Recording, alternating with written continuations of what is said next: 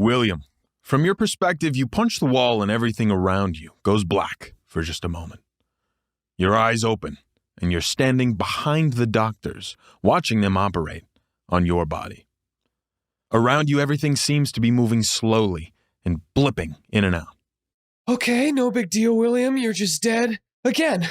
Wake up, me. You go to slap yourself awake, but after you make contact once, your hand begins to move through everything around you, leaving you unable to affect the physical world.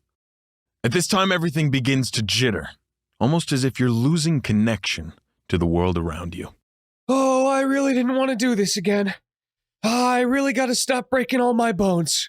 All the time. Okay, all right, good luck with this. I guess I'll...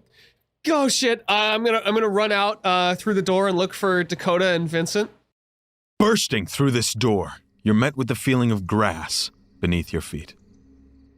Hey! Dakota? Vince? Anyone? Around you, there are only trees. I'm gonna turn back around and see if There is no door. God damn only it! which you would recognize to be the Why? Whispering Woods. Among the foliage, however, you see a blue shimmer behind a tree move quickly behind another. It flies back and forth, zipping between these trees. And suddenly a warm brush from behind prompts you to turn around.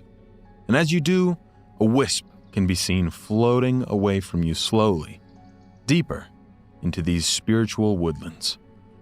Hey! Can you help me? I'm not supposed to be here. I'm supposed to be in a hospital bed, in a lot of pain with a lot of things wrong. But with my friends. Not here. The wisp seems to disregard you, continuing down this path only for a moment before it darts around a tree, leaving your vision. Hey! Don't leave me alone here! As you run after this wisp, you feel your feet becoming lighter and lighter on the ground until you begin to float along this path. Turning the corner to follow the wisp, you see it floating still. In front of it, a doorway of stone with a bright white light emanating from it. Whoa. What is this supposed to be, little guy? This wisp floats into this doorway of light in front of you and is slowly reduced to blue particles that fade away into nothingness. Okay, I'm backing up from the disintegration door. I've got, unfinished business. So much of it. You back away, turning around frantically, only to look up and see yourself now back in the prison. Only everything seems to glow with a faint blue. Yeah, okay, of fucking course it is. As you move along, you see in each of these cells a different moment from your life is captured. I fucking knew you were gonna say that. Oh my god. Peeking into one, you would see a young version of yourself running to catch a ball, and as you jump into the air to catch it, almost like a glitch, you return over to where you started. This moment continues to repeat over and over again. It's the only time I ever caught anything. Now once again you hear the familiar sound of a wisp flying from one hall to another, just past you. Hey, where are you going? What is this? What are you trying to show me? You turn around this corner and around you are no longer cells, just one long hallway of stone. Okay, one hand on the wall so I don't get lost.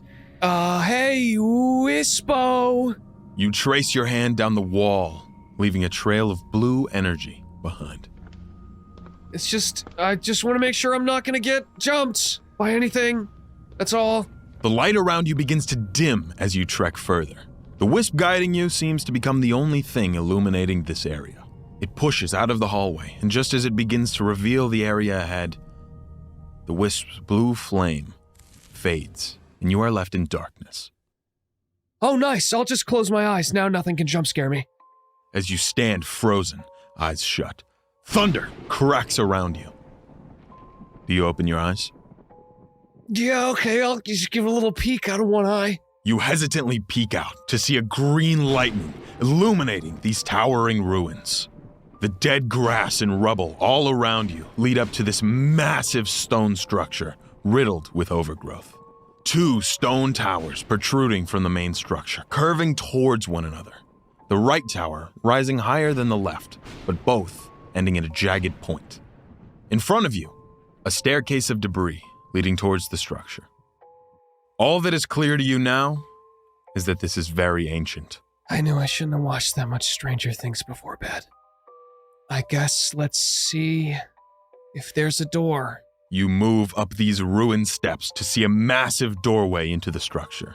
Hiding behind the corner is another wisp that quickly darts inside. As you enter, you see the wisp floating into what could only be a throne room. As it reaches the end, the blue flame of this wisp illuminates 5 thrones, 4 of which are in ruin, leaving only one remaining intact. Hey, is anyone home right now? But before you can gather any details, you feel a hand grab your shoulder, and you turn around and a bright light blinds you. Slowly, the light fades, and the room around you comes into vision. You see you are back in the infirmary.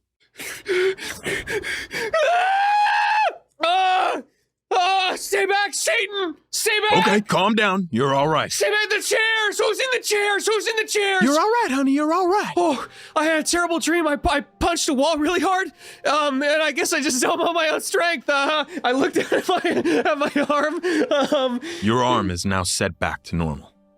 Thank you. Well, sweetheart, we fixed you up as best we could, but, Jesus, I don't know how to tell you this, but we're not exactly getting a pulse on you. Yeah, I get that a lot. That's just the side effect of the whole, here, I'll show you. See, my hand's blue, and now it's going through the monitor, and now the monitor's going bzzz. Well, I'm not going to pretend to know how all that works, but if I were you, honey, I'd talk to somebody who knows what all this is. No, we don't mean to alarm you, and it seems to be happening far slower than normal. But your entire body seems to be decaying. Decaying? Decaying how? Well, it's happening slower, but it's almost like when a body decays when it dies. But I promise it's not that bad. Oh, that sounds pretty fucking bad. I mean, do you have like a cream or something? I'm not so sure they make a cream for this kind of thing, honey, but look, your skin's not falling off tomorrow or anything, but you should talk to somebody who knows a little more about your particular situation. Well, no one knows about my particular situation. This is a unique circumstance, so... I wish I knew more, I really do. Yeah, I'm sorry for freaking out, or falling apart, as you would say. Look, you're set for right now.